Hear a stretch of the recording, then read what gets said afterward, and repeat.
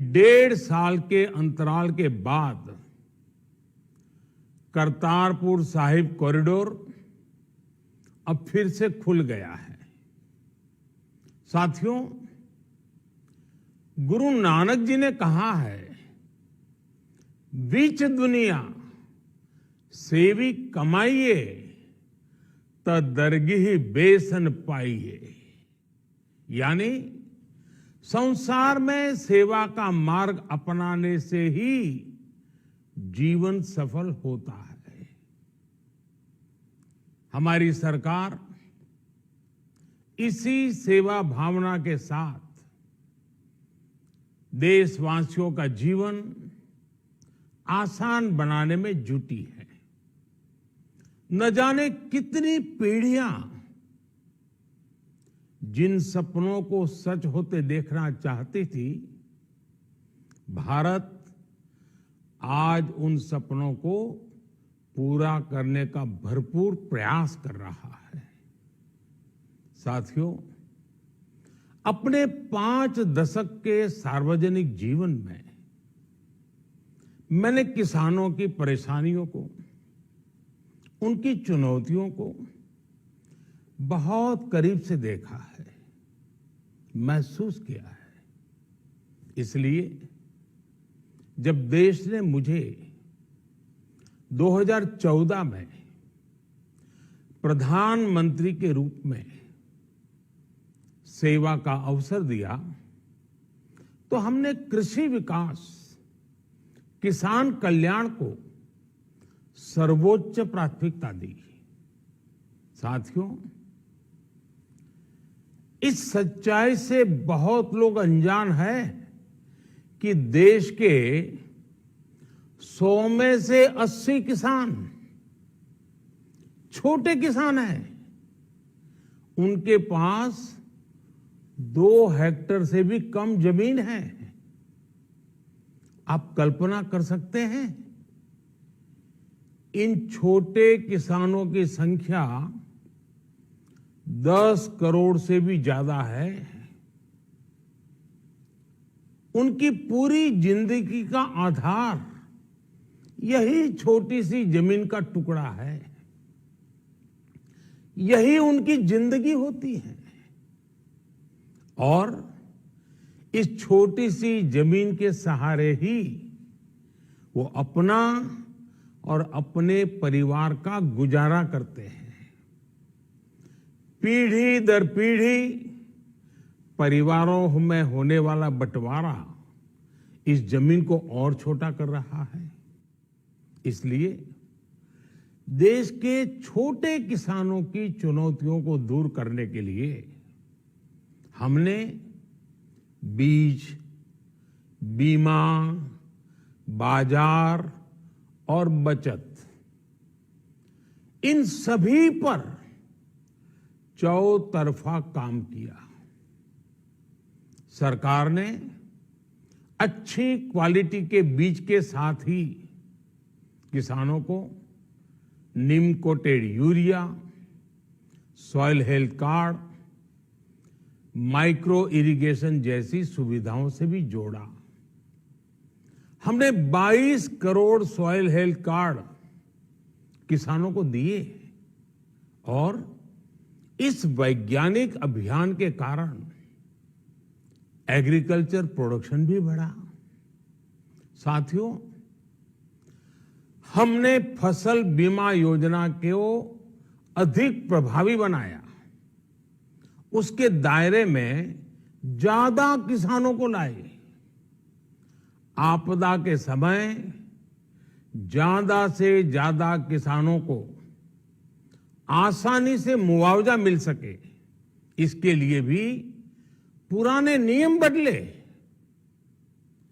इस वजह से बीते 4 साल में 1 लाख करोड़ रुपए से अधिक का मुआवजा हमारे किसान भाई बहनों को मिला है।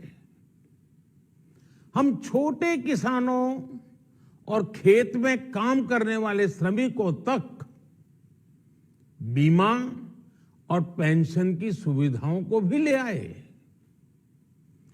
छोटे किसानों की जरूरतों को पूरा करने के लिए सीधे उनके बैंक खातों में 1,62,000 करोड़ रुपए ट्रांसफर किए, सीधे उनके खाते में।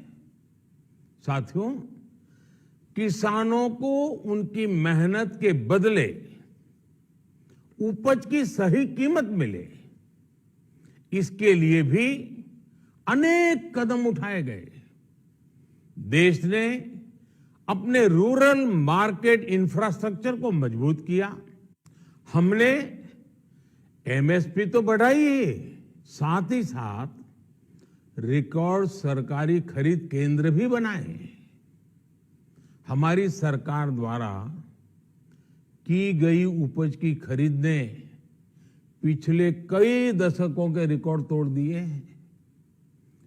देश की 1,000 से ज्यादा मंडियों को ई नाम योजना से जोड़कर हमने किसानों को कहीं पर भी अपनी उपज बेचने का एक प्लेटफॉर्म दिया।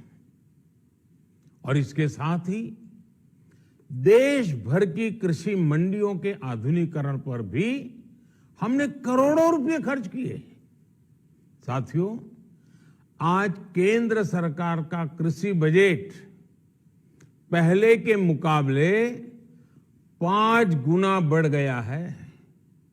हर वर्ष 1.25 लाख करोड़ रुपए से अधिक कृषि पर खर्च किए जा रहे हैं।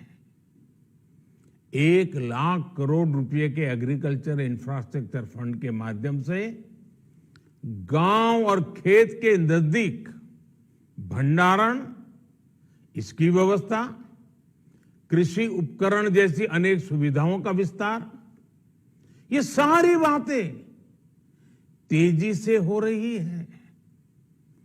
छोटे किसानों की ताकत बढ़ाने के लिए 10,000 एफपीओ किसान उत्पादक संगठन बनाने का अभियान भी जारी है। इस पर भी करीब 7,000 करोड़ रुपए खर्च किए जा रहे हैं। माइक्रो इरिगेशन फंड के आवंटन को भी 2 गुना करके 10,000 करोड़ रुपए कर दिया गया है। हमने क्रॉप लोन भी 2 गुना कर दिया, तो इस वर्ष 16 लाख करोड़ रुपए हो जाएगा। अब पशुपालकों को मछली पालन से जुड़े हमारे किसानों को भी किसान क्रेडिट कार्ड का लाभ मिलना शुरू हो गया है। यानी हमारी सरकार किसानों के हित में हर संभव कदम उठा रही है, लगातार एक के बाद एक नए कदम उठाती जा रही है। किसानों की आर्थिक स्थिति सुधरे, उनकी सामाजिक स्थिति मजबूत हो, इसके लिए पूरी ईमानदारी से काम कर रही है। साथियों, किसानों की स्थिति को सुधारने की इसी महाअभियान में देश में 3 कृषि कानून लाए गए थे। मकसद ये था कि देश के किसानों को, खासकर छोटे किसानों को और ताकत मिले, उन्हें अपनी उपज की सही कीमत और उपज बेचने के लिए ज्यादा से ज्यादा विकल्प मिले। बरसों से ये मांग देश के किसान, देश के कृषि विशेषज्ञ, देश के कृषि अर्थशास्त्री, देश के किसान संगठन लगातार कर रहे थे। पहले भी कई सरकारों ने इस पर मंथन भी किया था। इस बार भी संसद में चर्चा हुई, मंथन हुआ और ये कानून लाए गए। देश के कोने कोने में कोटि कोटि किसानों ने, अनेक किसान संगठनों ने इसका स्वागत किया, समर्थन किया। मैं आज उन सभी का बहुत बहुत आभारी हूं, धन्यवाद करना चाहता हूं। साथियों, हमारी सरकार किसानों के कल्याण के लिए, खासकर छोटे किसानों के कल्याण के लिए, देश के कृषि जगत के हित में, देश के हित में, गांव गरीब के उज्जवल भविष्य के लिए पूरी सत्यनिष्ठा से, किसानों के प्रति पूर्ण समर्पण भाव से, नेक नियत से ये कानून लेकर आई थी। लेकिन इतनी पवित्र बात, पूर्ण रूप से शुद्ध किसानों के हित की बात, हम अपने प्रयासों के बावजूद कुछ किसानों को समझा नहीं पाए। भले ही किसानों का एक वर्ग ही विरोध कर रहा था, लेकिन फिर भी ये हमारे लिए महत्वपूर्ण था। कृषि अर्थशास्त्रियों ने, वैज्ञानिकों ने, प्रगतिशील किसानों ने भी उन्हें कृषि कानूनों के महत्व को समझाने का भरपूर प्रयास भी किया। हम पूरी विनम्रता से, खुले मन से उन्हें समझाते रहे।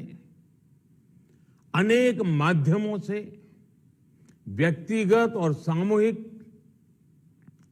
बातचीत भी लगातार होती रही। हमने किसानों की बातों को, उनके तर्क को समझने में भी कोई कोर कसर बाकी नहीं छोड़ी। कानून के जिन प्रावधानों पर उन्हें ऐतराज था, सरकार उन्हें बदलने के लिए भी तैयार हो गई। 2 साल तक हमने इन कानूनों को सस्पेंड करने का भी प्रस्ताव दिया।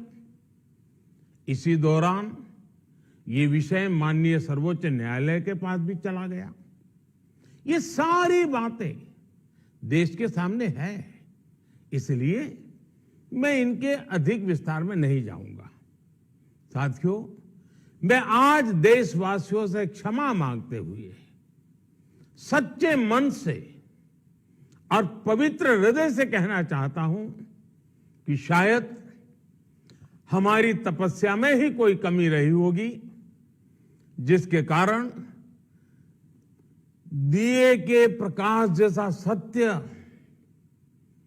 कुछ किसान भाइयों को हम समझा नहीं पाए। आज गुरु नानक देव जी का पवित्र प्रकाश पर्व है। ये समय किसी को भी दोष देने का नहीं है।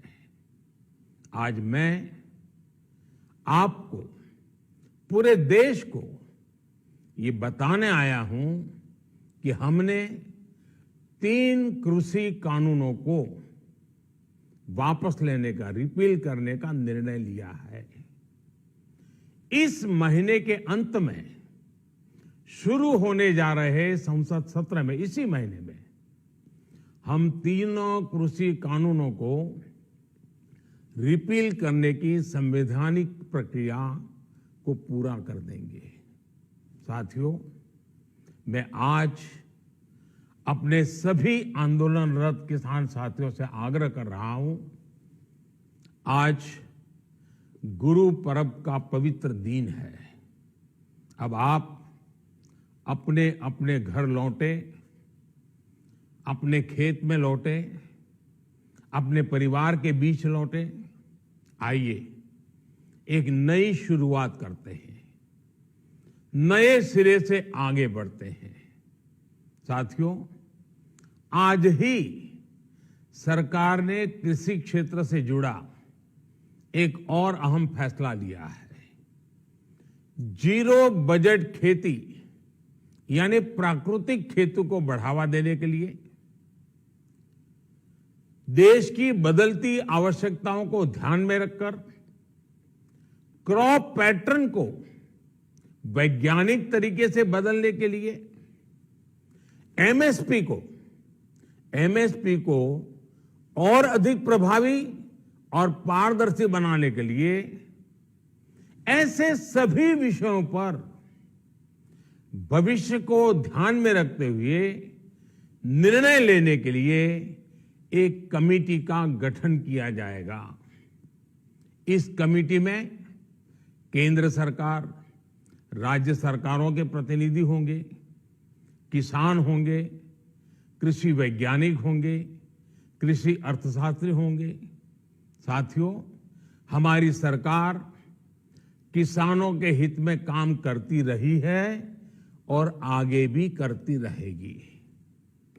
मैं गुरु गोविंद सिंह जी की भावना में अपनी बात समाप्त करूंगा।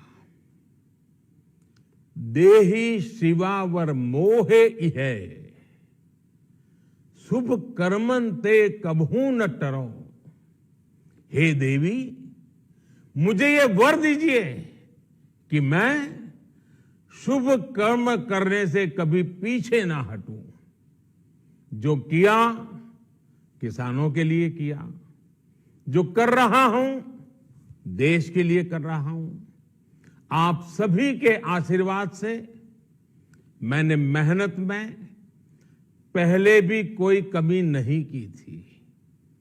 आज मैं आपको विश्वास दिलाता हूं कि अब और ज्यादा मेहनत करूंगा ताकि आपके सपने साकार हो सके, देश के सपने साकार हो सके।